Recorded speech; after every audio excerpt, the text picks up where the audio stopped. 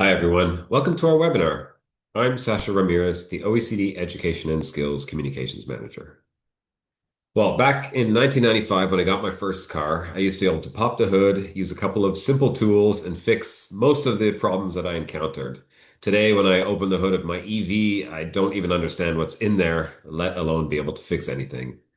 Well, if people like me are any indication, we need more and more complex technical skills to solve the problems of today and tomorrow. But it's clear that there's a skills gap. So how can we meet this skills gap? How can we get the skills into people that need them to have the jobs of today and tomorrow? Well, short cycle tertiary education programs and specialized vocational education and training can help. But how can we ensure that these schemes are effective? How can we ensure that they equip the students with the skills that employers need? I'm really pleased to be joined by our expert panel who's going to help me understand these issues. They may not be able to help me figure out how to fix my car, but we'll be able to answer some of these questions. We'll be able to get more insights into how higher technical education and training can help. First is Liz Blackwell. She's a senior policy advisor at the Department for Education in the UK. We have Mats Kilman, who's the head of the Department for HVE in the School Engineering at Jönköping University. I hope I said that right, in Sweden. And then we have Eva Valka, who's the Director for Education at KEA, the Copenhagen School of Design and Technology in Denmark. And finally, my colleague Stuart Butler, who's a policy analyst at the OECD and who's just written a report about this. So Stuart, let's hand things over to you to set the scene to give us some grounding in terms of this issue. Thanks. Thanks, Sasha, and hello, everyone. So I am also going to attempt to show off my technical skills now by sharing this brief opening presentation just to set the scene. So hopefully you've got that now.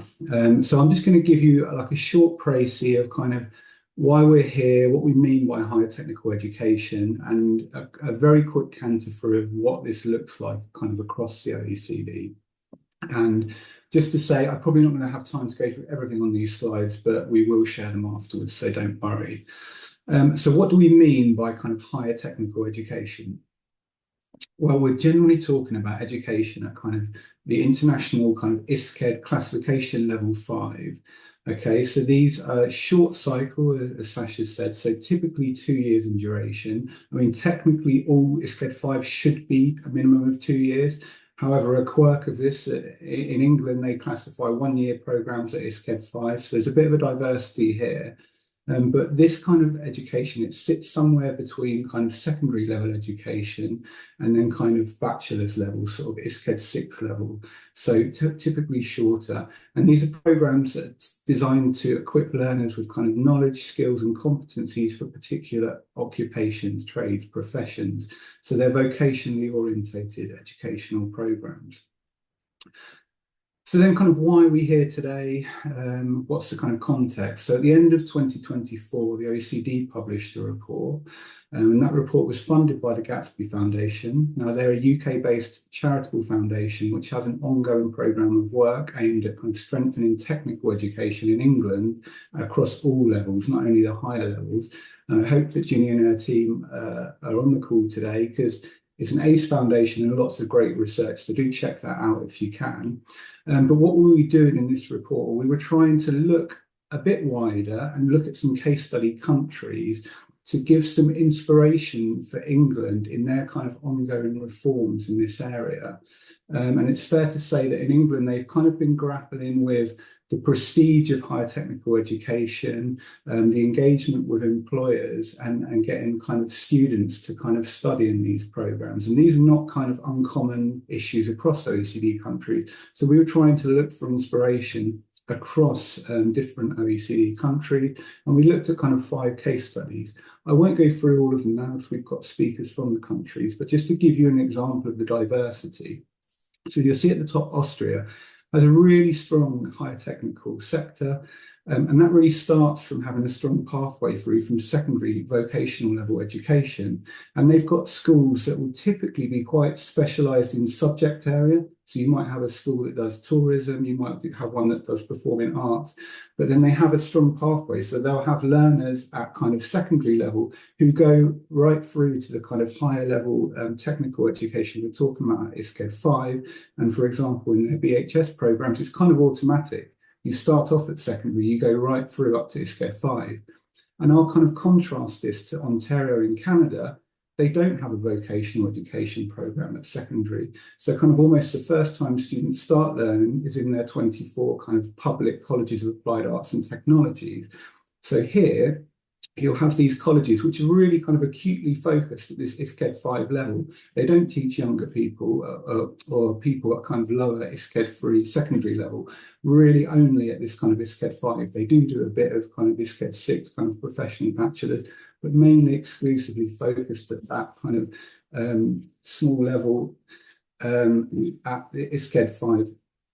But where, in contrast to Austria, they then have got kind of wide subject areas. So they've got, Austria and Canada both have strong systems, but different ways of specialising and different kind of setups. And I would contrast that to England, where I would say there is less specialisation. You would have universities that provide academic kind of bachelor's, master's degrees, also providing foundation degrees, which are vocational higher technical qualifications.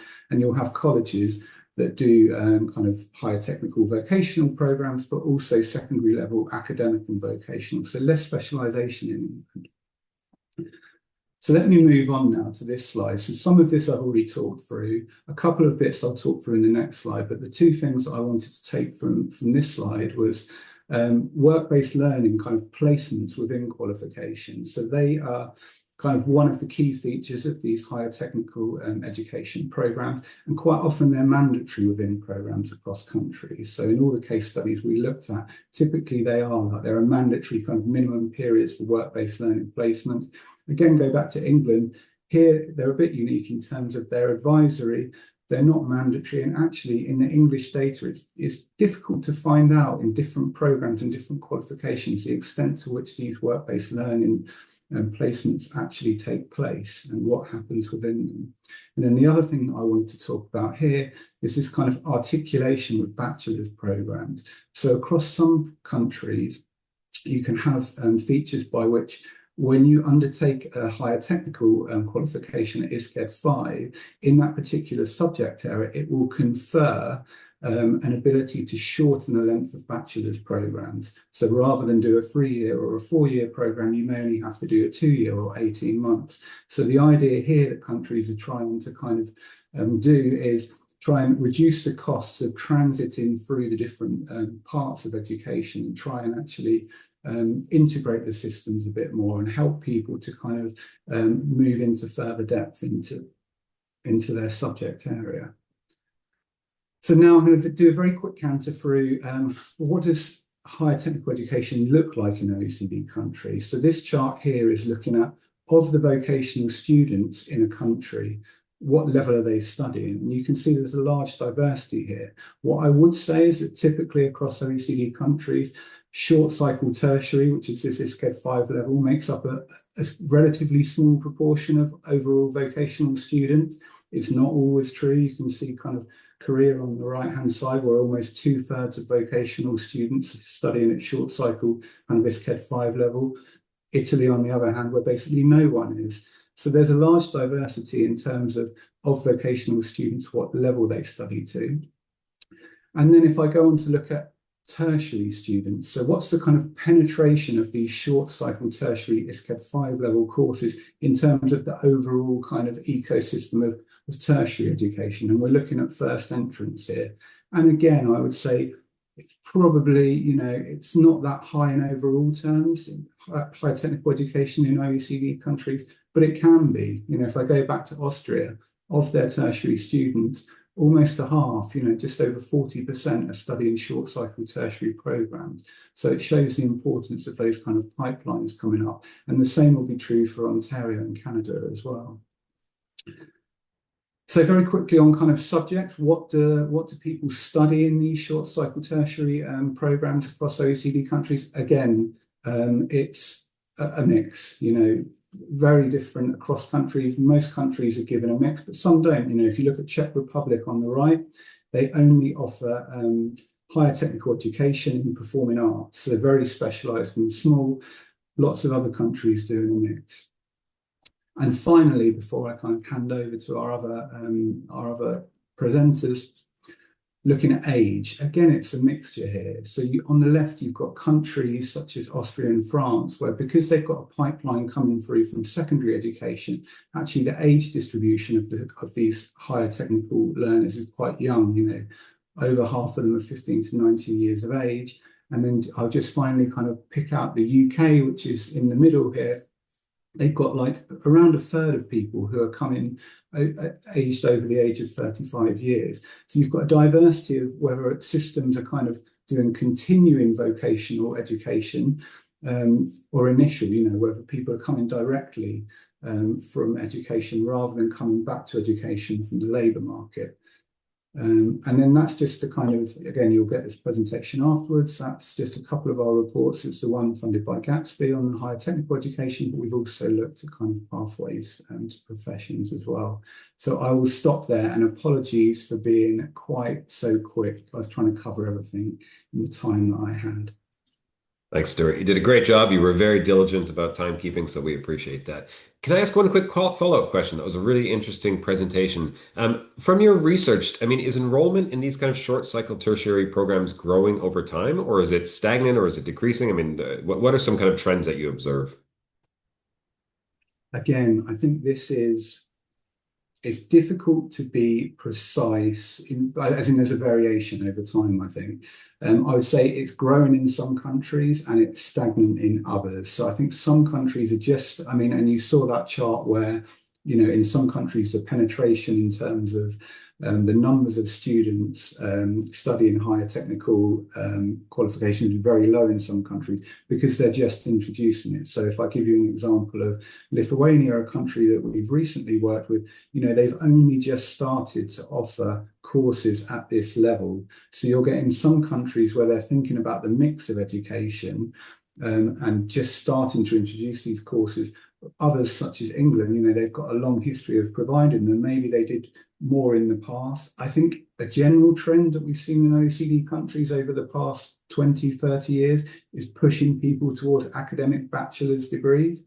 So I think just generally in the past, this higher level vocational education has kind of, I think, been decreasing. But there's more now, I think, of a view of a mixture of like, actually, have we got the right mix between academic kind of bachelor's, master's courses and these kind of professionally labour market orientated vocational courses? So I probably haven't given you a definitive answer there, but hopefully spoke to some of the issues that countries are dealing with. Absolutely. No, thanks so much, Stuart. That's really helpful. And I think as we turn to the countries, we'll get more insights in terms of how it's changing in each particular case. So let's do that now. Let's look at what higher education vocational training looks like in England, Sweden, and Denmark. And Liz, I want to start with you. Would you mind walking us through? I mean, Stuart mentioned the UK a couple of times in his presentation. Would you mind walking us through what HTE looks like in the UK? How do programs work there? And what's the kind of mix of students enrolled in those kind of programs versus traditional undergraduate programs? Absolutely. Thank you for inviting me today. So I think generally in the UK, higher technical, when we talk about HTE, we do generally talk about anything sort of level 4 and above. So that all sometimes includes undergraduate degrees.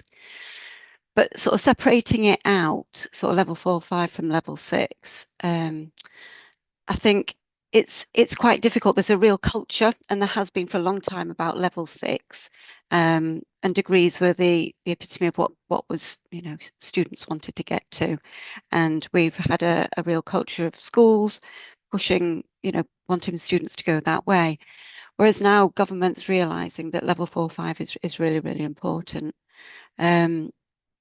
So for us, HTE, it covers both classroom-based and apprenticeships. And in England, they're delivered in both the same type of providers in different sort of like cut-offs. So I suppose apprenticeships are 80% in like an independent, sort of sometimes private training providers, and 20% between HE, which is like universities, and FE colleges. Whereas level 4, 5 enrollments, it's quite different. So the majority are in HE, with some in FE, so about 55% in I think in HE. FE provides about 20%, about 40%, and then the rest is between independent training providers and sixth form and specialist colleges, I think. So there's a real difference between classroom-based provision and apprenticeships. So, and the qualifications that are taught are quite different as well. The majority are HEI, so university 2-year courses. If we look at the sort of top ones at level 4 or 5, you're talking your foundation degrees. They're the 2-year sort of developed and delivered by universities. But then you've got your higher national diploma is 2 years, a higher national certificate, which is a level 4, is a 1 year and 120 credits, which somebody mentioned in the chat. That's a step off that's a destination qualification. And that's what we're trying to push at the moment with level 4 or 5, that a lot of it is destinations in their own right, because there's always a question about, is level 4 or 5 just a progression route to a degree? And no, most of them are what employers really want. So, if we look at how they're taught, they don't offer the same, as Stuart mentioned, I think, that workplace training. But there is some sort of specification in some of them that there are work-based training. So you have a lot of professional qualifications that are accredited by professional bodies in statute. They must be accredited. And those ones usually have like a stipulated work-based training sort of area in it. But generally there isn't a set amount, whereas apprenticeships, there must be 80% on the job. The rest can be a qualification. In a qualification, even if it's a technical, we don't have that specific work-based training cut off for it. So yeah, it's quite diverse. It's really difficult. I mean, there's a lot about funding for qualifications, and regulations is always, you've got to consider that as well. Regulatory bodies, there's quite a few in England. We have the Office for Students that regulates universities or anyone that has like degree awarding powers, those that can do their own degrees. And we also have Ofqual, who regulate those more commercial qualifications that aren't degree based. They don't come under degree awarding powers, and are sold more commercially, but are, a lot of them are really well considered and respected within sort of industry as well. So. And Liz, and thanks, Liz. That's really interesting. And just to pick up on something that Stuart had mentioned earlier, I mean, is it a deliberate focus to kind of help students make that transition from HTE programs to university credits or university diplomas? Is that part of the deliberate? I mean, you seem to describe a very heterogeneous kind of situation, but is that part of the strategy, or is it rather more? It has been, I think, so in the past, so universities, the qualifications that come under university awarding powers or degree awarding powers to qualify or be eligible for student funding, they must be a certain amount of duration. So that's important there. Whereas others, those that can draw down not the student finance, but there is some other public funding that's available, their credit limits can change. So you can get a level 5 diploma that could be 100 credits or 240 credits, depending who's developed it and where it's delivered and what the industry it's sort of like facing as well. Really interesting. Well, I forgot to mention, thanks everyone who's joined online. We have a huge audience from all over the world, and people asking really interesting questions, making comments in the chat. For example, a comment from Ramon in Latin America, who's saying that there's a growing interest in higher education and technical education as an alternative to undergraduate programs. And that many students who need to work and study at the same time appreciate the flexibility of those kind of programs, and the fact that it can also serve as a pathway to university makes it also very interesting. So Matt, let's turn to you. What is it like at Jönköping University? You're the head of a department there. How does HTE or HVE, as I think you call it in Sweden, work there, and how does it differ to the other kinds of programs that are offered at the university?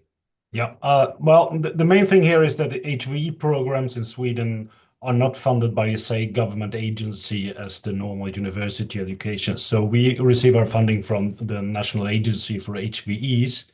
and there's a different application situation for that. And Jönköping University is, with some exceptions, the only university in Sweden that actually have HVEs in some volume. And we have had this for a very long time. So we are kind of unique as a provider with this. I would say that first, but the key elements have already been taken here by Stuart and so on, that they are shorter, they are 1 to 2 years, they are include some work placement courses, not legally, but all of them do in essence anyway, I would say, because that is the selling point of these programs, I think. They also, they are based upon the employer's needs, and this is done locally. For every program that we do, we will do this together with a number of companies in the area, about 20 to 25 of them, and their needs will determine how the program is designed. So even if we have things that are named the same, the programs are different at different places in Sweden. So there's not a national curriculum for them. It's also that the employers have a board. Every program has a board that is run by the employers, and the employers are the key element here. They are the ones that admit the students. They are the ones that will issue the diplomas. They are also the ones that will decide the content of the program. So that means that they have a real investment in the program, and that's a big difference between a normal university program that is more internally run. This is run by the companies for the companies. So that is a very big difference, I think, in this, and it's also one of the key elements to making this type of education a success in Sweden, I would say, because employers are willing to participate in. One more. We since we don't have to do anything except what the employers want, we seldom have the training that they don't have dues for from the first day of employment after they get the diplomas. So that means that we can have shorter and very effective, but also rather tough programs for the students. So it's a good. We try to train professionals. Not only with the technical expertise, but also how do you conduct things, the soft skill aspect of these jobs is increasing. And we can see now that employers are more and more hiring on the right attitude and not the right skills, because it's easier to train skills than to train attitude. So, well, but we try to train their attitude. But that's kind of. I would say that is we have, well, is there anything else I missed? I think, I don't know, but that's kind of the runs. That's a great introduction. And I think we'll come back to some of those issues. I'm really glad you started speaking about the kind of partners that you're working with. That's really important. Yep. As we've just released our PX study here at the OECD looking at adult skills. And, one of the things that we found in many countries was a huge skills mismatch. And I think having employers, more directly involved in education, more directly involved in discussing and guiding what can go on in learning programs can actually play a very important role. If I was designing a country, I don't know why I wouldn't have, this across the board. So let's come back to why companies get involved in another round. But I first want to go to Eva. Eva, based on what you've heard so far, how does this compare to the situation in Denmark? And can you talk us through what the academy profession programs in your country look like and how they work? Yes, so thank you for inviting me. I am the director at one of the 8 institutions in Denmark who offer academy degree programs. I can say, if we go back 15 years, then that was where the ministry actually decided to have our type of education institutions offering level 5 and also level 6, so bachelor's degree in the institutions. So we have in Denmark AP degree programs at 8 academies, as Stuart also said, and they last 2 to 2.5 years. And we have them both full-time, so that means for students coming from upper secondary education, that can be general, that can be vocational. We also have them part-time. Those are that 1-year degree programs offered to people working. So they have to have some work experience. They also have to have a level of education before they can come in. So that's it's actually, we have very specific institutions that are state funded, having these degrees. At KEA, we offer 14 of these AP degrees that are for full-time students coming from secondary education at level 5. And what we offer is we offer the students that are graduating with us, they go directly into the private labor market. So it's very much the private sector we are concerned with. And we have like the areas of like digital and build and very much the STEM focus, also design. We have another type of institutions providing for the public sector in Denmark, mostly offering bachelor's degree. Part-time students, they will often come after 2 years, or that's actually something they have. I mean, they have to have 2 years of work experience. So they will typically come, for example, working with something that they need to be better at. Could be an AP degree in automation, already working with automation at the workplace, and then they think, okay, we need some more skills. So then they will come into a part-time degree with us. Which then is shorter because for all of these degrees, we combine theory and practice. Internships are compulsory for full-time students. Of course, part-time students, they are in a job, so they don't need the internship in the same way. But we like to say that our students at level 5 are like plug and play. So when they graduate, they go into the workforce, then the workforce can use them immediately. And then after that, there's of course pathways to go on, maybe to a diploma degree or take separate courses also part-time. Concerning like numbers, KEA is based in Copenhagen. We're a big school in our sector, and we have like 5,000 full-time students. That's at level 5 and 6, and the same amount of part-time students. And for the whole sector, I think the number is 25,000, so approximately 50,000 both full-time and part-time students within this area. Yes. Thanks so much, Eva. One thing you mentioned that was interesting to me was that there are separate programs, separate higher technical education programs. I think you said for public sector, and that those would then lead to a bachelor's program. Why that distinction? I mean, what makes them different, and why are they not do they not have the same kind of profile, or do they not have the same kind of outcomes as the other programs? Yes. So you mean the institutional? So we have the academies for the private sector, and we have the university colleges, we call them, for the public sector. I'm not sure why that is. That was decided by the ministry back a long time ago. But I think it has something to do with focus, because also, like Matt said, we are also working very closely together with businesses and also with the social partners to design our programs. And that way we then focus on the private sector, whereas university colleges then focus on the welfare sector and the public sector in Denmark. So they made that split. But when that is said, actually also in Denmark, you have some of those institutions that now are merging, becoming both an academy and a university college.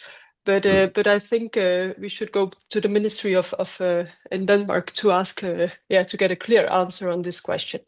And then, of course, you have the universities having bachelor's and master's degrees. Mhm. Wonderful. Well, thanks for clarifying. No, it's a really interesting case. So let's go to look at the kind of profile of people that are enrolling in these programs. And before I start, I do want to say that a lot of the comments in the chat have been about financing. What students can pay for, how much is paid for by students, how much is paid for by companies. Gil Scott in the UK is saying that funding has a significant impact on lower recruitment to L45 because it's far more lucrative for providers to recruit to a full degree. And RT Sarazat is saying that students take out loans to study classroom-based HTEs, and also Tracy Rosen from Canada is also saying that the government of Quebec, for example, will pay for people to undertake vocational training programs so that they don't have to worry about financing that themselves. So all this very critical to the discussion, and I think probably we'll talk about funding a little bit as we talk about the profiles. So Eva, let's start with you. I mean, who are the people that are enrolling in these programs? How do the programs cater to the needs not only of younger students, but also of adult learners? What kind of flexibility is built in? And maybe you could talk about the financing issue as well. Yes. So our full-time programs, typically the student coming in there will be coming from upper secondary education. In Denmark, that can be the general upper secondary education or vocational. I think we have half of our students is coming from general upper secondary education, so not already being a carpenter or something like that. And then approximately 20% will come from vocational education, which is at level 4 then. We would like to have more people coming from vocational education, but so we're trying to do things about that. Also, some students will come from, will have been working. Maybe they were educated as a carpenter and then they have been working as carpenter and now they think they would like to have an education at level 5 because they have some other ambitions. Or they are in a workplace where they need some extra skills or certifications, so they will come to us. Also, our student body is a bit older. They are like from 21 to 24. Most students are in that age category, even those coming from upper secondary education, maybe also because in Denmark they're a little bit older than in the rest of Europe when finishing upper secondary education. Some of them do a gap year and so on. For part-time education, as said, those we are catering for students coming from the workplace. So they can have all kinds of ages, of course, there, but very typically those will have a vocational background because they want to take a level 5 education here. And it's very specifically because the firm needs some skills that we then will cater for. They can take a whole education, a whole degree, but they can also take courses and they can also mix the courses. So for example, they can mix parts of a degree within the build sector with something in management. If they are working within the build sector but want to become a leader, then we can cater for that. And then we also have a third group that's businesses wanting to have very specific courses, like that could be in Denmark, Novo Nordisk. I think everybody knows that firm that we are catering for within automation because they need to qualify people specifically within that part. But as Matt said before, looking at the students, we are very much in connection, as I also said before, with the labor market, with the unions, with the employers to make sure that we that they get in part-time that their people get the skills that are needed within this field. And then concerning funding, I mean, Denmark is in maybe a little bit, that's a bit of luxury situation because our students coming from secondary school, education is free, higher education is free for everybody in Denmark. There is a kind of, you cannot go on for always, but you have 5 years of funding. And on top of that, you also get extra money from the state per month to actually be able to survive so that you can have a place to stay and buy some food and so on.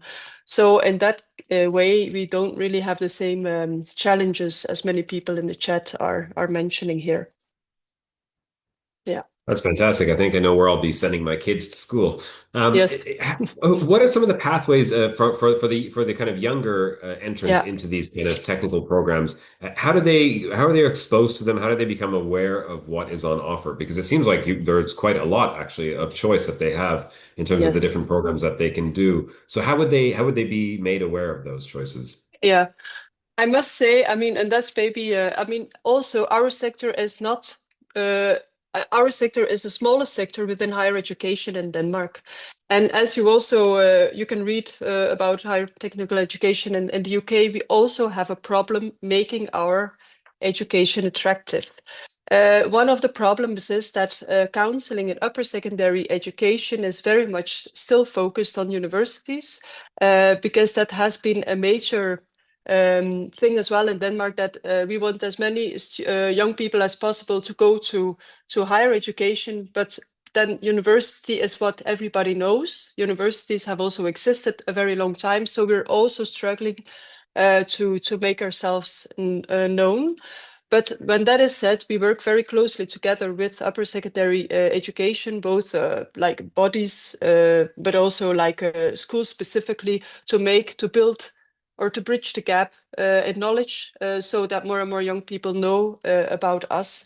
And then a very good thing is that level 5 education, we experience that people educated with a short cycle education, the wages are getting better and better now. So we actually, I mean, there's happening something there because you have a 2-year education as a surveillant, for example, the start wage for that in Denmark is really, really high, higher than somebody with a master's degree in some cases. So something is happening there that also makes the attraction bigger. But we work closely together with lots of schools within the region to make that's an awareness campaign actually to attract them to our school. Really interesting. And I see Matt's nodding vigorously there. So I want to hear from you in a few minutes, Matt, about that as well. But Liz, let's go to you first. Talk us through the typical pathway of an HDE learner. There's lots of different profiles, I know, but those, who want to specialize versus those who are going for a technical orientation versus those who are going for a degree. So walk us through what a kind of profile of a learner would look like. So I was sort of agreeing as well. A lot of, looking at the profile of learners. Generally, I think we've looked at the average of a level 4-5 learner. So the average age is around 32. So we don't get as many coming through from the 18-year-old push that we really wanted. We did some reforms back in 2020, and I know we're going to talk about them later, but they're to provide those progression routes. So it's still quite early for us in those. So the majority of students, again, are looking to go towards degrees. So the level 4-5 students a lot are in the workplace already, as Eva mentioned there. We have learners who are looking to upskill, you're trying to progress in the role they're in, or trying to change the jobs. They're looking for something completely different, and that's where it is. So the profile, we're generally looking at females as well. Majority of level 4-5 students are female. I think there's around 60% coming through.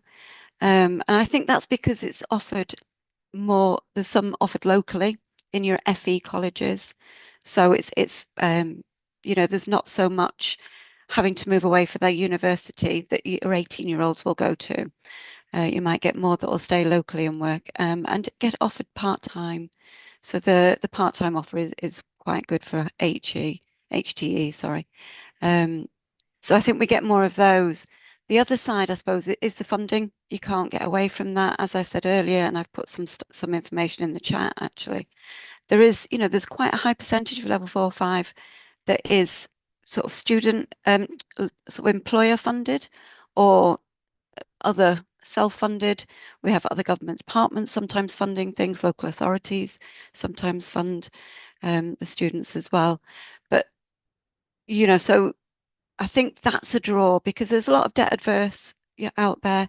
They don't, that older age group don't want to take on more debt. They don't want to go into a 3-year degree. HTE is offered for us at level 4. You can do it in a year. That'll give you a really good qualification that will enter you into construction or engineering. So that's a really good option to take. And if you can do it part-time, evening classes, we've talked to some providers that offer the course at full-time for 18-year-olds coming in, but they also offer an evening course for the older student who doesn't want can't give up their job and wants to study on top of it. So we've got a real diverse sort of range of students and learners coming in. Thanks so much, Liz. I want to pick up on something you mentioned, which is that you have about 60% females enrolled in these kind of programs. I mean, do you see that as an issue? I mean, we know it's often young men who are struggling to complete programs, especially at the later stages. So, I mean, is that something that you're actively trying to change? And what are some of the ways you would do that? I don't know that it's something we're trying to change. Maybe look at the different routes that they're taking. So obviously we have the occupational, technical routes, and there's always a push to get females into, engineering and construction and those different routes. So I haven't actually got the drawdown data to see what those routes those females are taking, because I know there's a really strong push, really massive the leading route tends to be business and admin. So, Mm-hmm. you know, but if we can get more females into different roles, then I don't think there's any reason to sort of like push them away. Wonderful. Thank you. So, Matt, I want to go to you, but before I do, really important comment that came in the chat from Tracy in Canada. She's mentioning that her workplace supports First Nation students in technical education programs. And I think, having this issue of having somebody representative, somebody from diverse communities who can actually show people that there are pathways for them into these kind of programs, I think is also critical. So that people can see themselves in different kind of roles. Something very important as well. But Matt, talk us through the situation in your country. Is there something like a typical student, or are they as diverse as all the other panelists have said so far? And how do they compare to other kinds of learners that you have in your country? Well, I think that there are a lot of similarities between the things that Eva and Liz have said. But I think in Sweden, the median age for an HV student is 31 at the moment, so they are a bit older, and a lot of them have a upper secondary degree, or all of them have that, but mostly not in technical fields. They have taken one of the classes that provided them for university, but they have chosen not to go to university, or they have worked, or they have done something else for a couple of years, and then find themselves in a position where they want to know what they want to do with the rest of their lives, and they're trying to find something that is faster and more efficient for them to build a future for. And that's why they come to us and not do a 3 or 5 year degree in university. For at least for some of them. We also have about 30% of the people enrolled have attended university before. They have tried university. Some of them have degrees, but most of them don't. So they have done other things. Also, we admit about 20 to 25% of the people on something else beside the formal qualifications. We will do a validation of their skills, and we will admit them through that.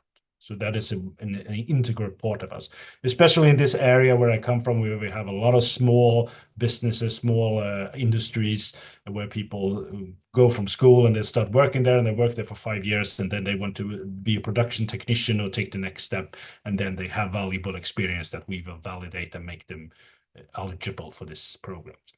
But most of these people are somewheres, I think. These are people that are rooted in their community. They have a family, they have children, they have relatives, they have a house, they have hunting grounds, whatever, things that makes them want to stay where they live. So they're not interested in moving, they're not interested so for us, it's been essential to have programs that they are able to follow, even if they are staying in their local area.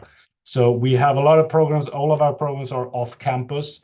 So they are outside in smaller towns, maybe many of them, or in other areas, which makes it easier for them to attend these types of programs. That's a key thing for us. And also, as in Denmark, these are free, and it's the same terms as going to university. So you get loans from the government to participate. And if you go to some sort of program that is for occupation that is in high demand, you can also get more money. So you can get up to 80% of your pay check that you had if you quit and go for something that is in high demand. So that is a good thing, and it has helped a lot of people to take that step, to go home to their family and say, well, I'm going to train myself to be a construction leader, or a leader at a construction site, or whatever. That is a good thing. I would say so. So there is a high variety, of course, I would say, but this is kind of the typical person, and the person that we view ourselves. The 30-year-old that wants to make a new step and take a new step in their life. Yeah, and I love the idea of those incentive structures that you have in place, because of course that's extremely powerful. Really good. I would say. Yes. Yeah, absolutely. So let's go back to your previous comment about the partners, the social partners, the businesses that are involved in these programs. Talk a little bit more about what the profile of those companies are, how they get involved, what their incentives are to join, and how workplace learning works kind of in practice and on paper in your country. All right. Well, I could say that all of the programs are initiated by the employers. They will knock on my door or call me, and they will say, we can't find people like this. We want people who know electronics, and we can't find that. Okay. And then we will sit down, and we will get some more companies involved, and we will do workshops and things like that with them to formulate the skills that they need for just this program. And then we will make an application to the national agency, and if we get that approved, they will form a board, and this board will then do the courses, contents on course level. They will provide with study visits, guest lectures. They will do work placement courses who are like 25 to 30%. They will also, in many cases, enable their staff or already hired personnel to attend this program by some deal that they will do with them that we really don't, but a lot of them do that, especially construction, where they say that, okay, we will make this with you. This is your career path. And they will also hire from this program. So they are active because the really successful companies that uses our programs, they have realized that this is a cheap and effective way to hire skilled workers. That is it's because it's cheap, because what they do is they attend some meetings and they go and meet the students, and they have somebody will take care of the student during work placement course. They can train them on the work placement course so they learn their tools and their way of making business, and then they can hire them. And it hasn't cost a lot, because I mean, finding the right person for a job today is very, very costly. And when the companies learn that this is a cheap way, many of them will jump on it. So it is easy, and we have a lot of good examples of companies that have like a third of their staff from our programs, and they very, very diligently used it to recruit. That's a good. But one thing I want to ask you about, Mats, is you mentioned, I mean, it sounds like a fantastic direct connection between the skills that employers need and your ability to kind of shape those programs. What about sectors where the employers don't really know what they need, but they know they need something like AI, for example? I mean, this is something that employers don't really understand that well yet in many cases, but we know we need those, that the workforce of the future. What do you do in those cases? Those cases are a bit harder, because to get an application approved, we need to somehow formulate and find a real need for these skills and how it should be applied. So the forefront programs are a bit tricky to get, but somehow there's always companies that are ahead of the rest, and if you use them as your partners, you can usually get some funding going for that as well. But absolutely, it is a problem, because it's based upon the projections of the labor market and what is needed in the future, and very few people can say that, well, we're going to need 25,000 AI specialists with exactly these skills. So therefore, those are a bit harder for us to make them happen. Absolutely. Wonderful. Thanks so much, Mats. Eva, I want to turn to you. How does the school decide on which program? Oh, Sorry, just turning to you, Eva. Yeah, if you can talk to us a little bit about the situation in your country. How does the workforce play a role, and how does the school decide on what programs to offer? yes. Well, it's not very unsimilar from what Mats tells here. Every faculty has 1 or 2 or 3 committees for education. Those committees are consist of people from the employer side and the employee side, and also businesses, for example, within the digital field, computer science, and so on. And what happens is that we have meetings maybe 4 or 5 times a year. And apart from the existing AP degrees, they can advise on, maybe they want to have something more AI in the program. Can we do that? They can also advise us on what is needed in the workplace or on the market. And when a very specific example is that we just got approved, that's a national agency, just approved an AP degree in cybersecurity. I guess everybody agrees that's really a field where we need more people. That is something that grew out of both us. I mean, we saw the need, but also, of course, people sitting in these educational committees who pointed to the need. And what happens then is that you start to develop a program in collaboration where we constantly talk with those partners and say, okay, how would you form it? What does an education, how should it look like? So when our graduates come to you when they, are finished, that you can use them right away. Of course, the agency has to approve it. So that means that we also need to show the need for them in our application. And what the agency then can do is that they say, okay, we put a cap on. We have almost all our educational programs have caps. And we and the agency follows the unemployment rates very, very closely, which means that if it's going very well, then we can have a higher intake. If it doesn't go so well, then they kind of say, okay, then we lower the cap, so you can only have an intake of 20 students instead of 80, for example. So we are on top of that we because of the internships, because of our people teaching, they are also in constant collaboration with the people from businesses.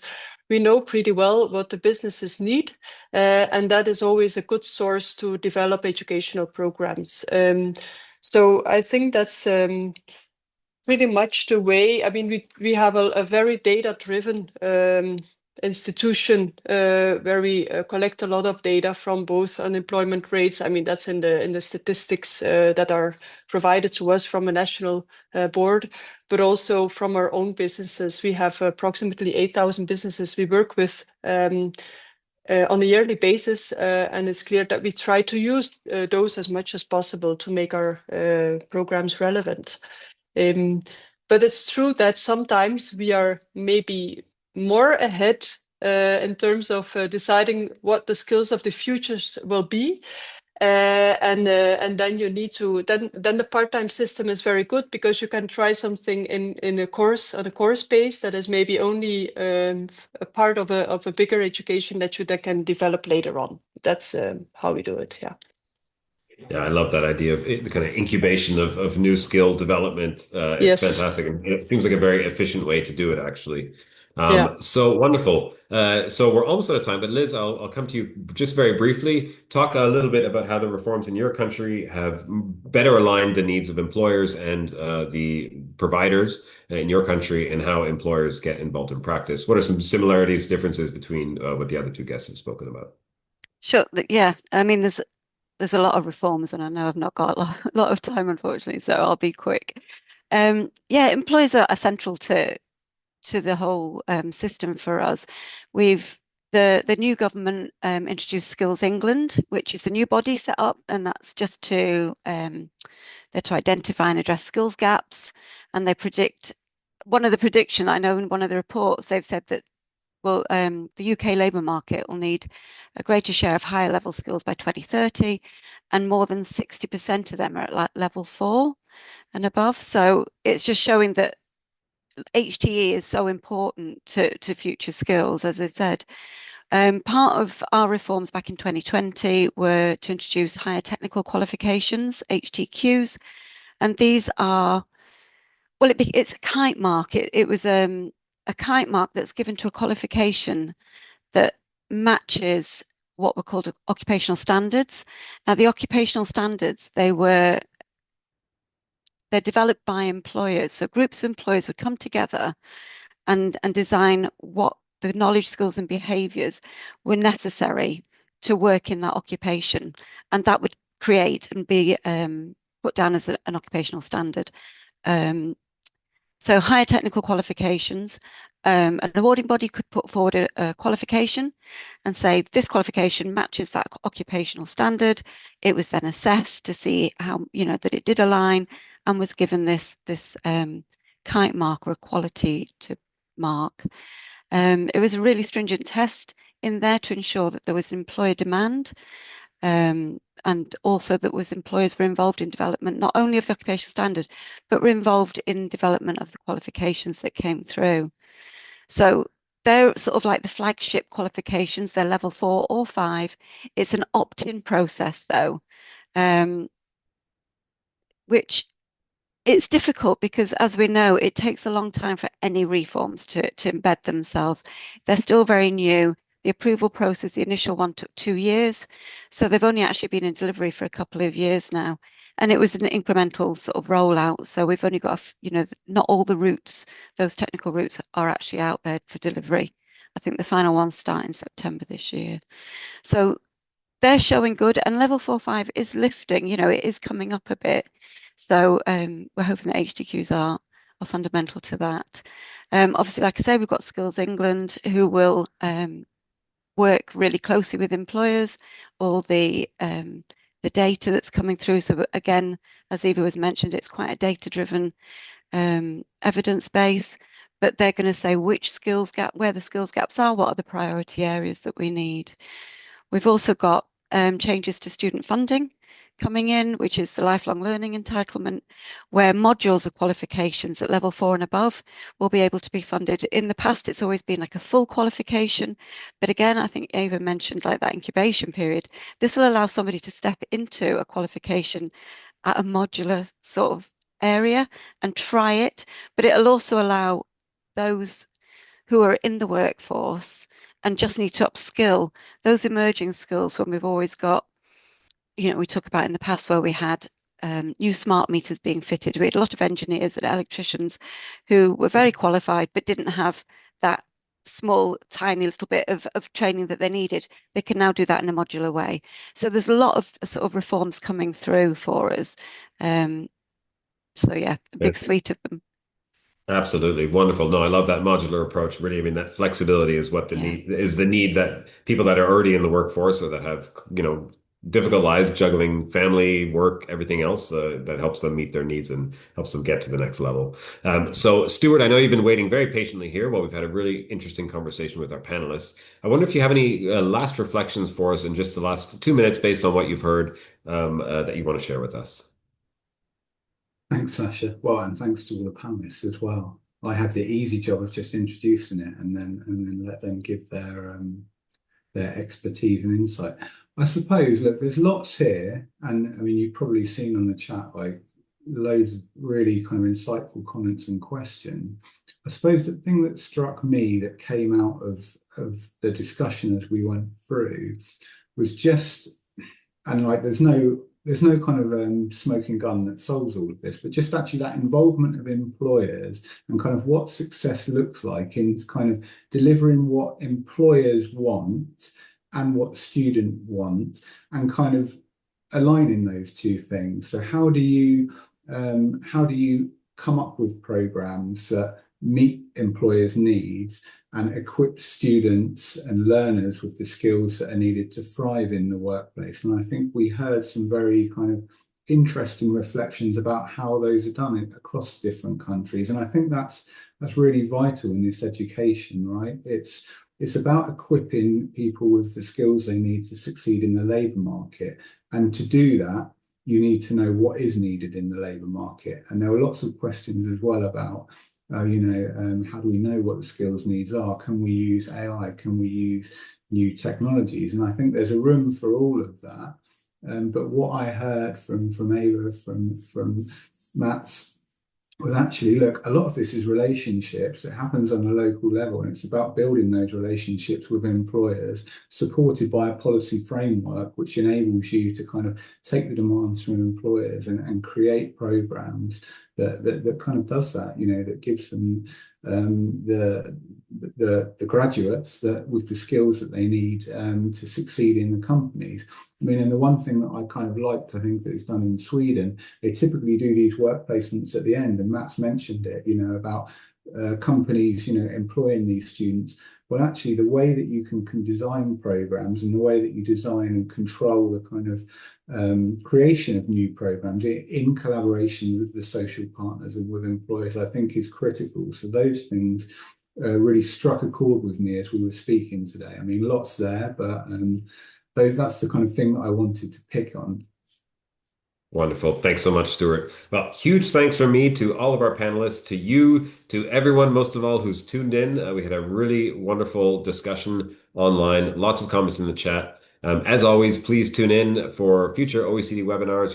You can join me again day after tomorrow, where we will be talking about trends in education. Please do check out the report that Stuart presented. We'll post the link in the chat. And follow all of the panelists and speakers online. So thanks again, everyone. Have a wonderful rest of your day. Bye-bye. So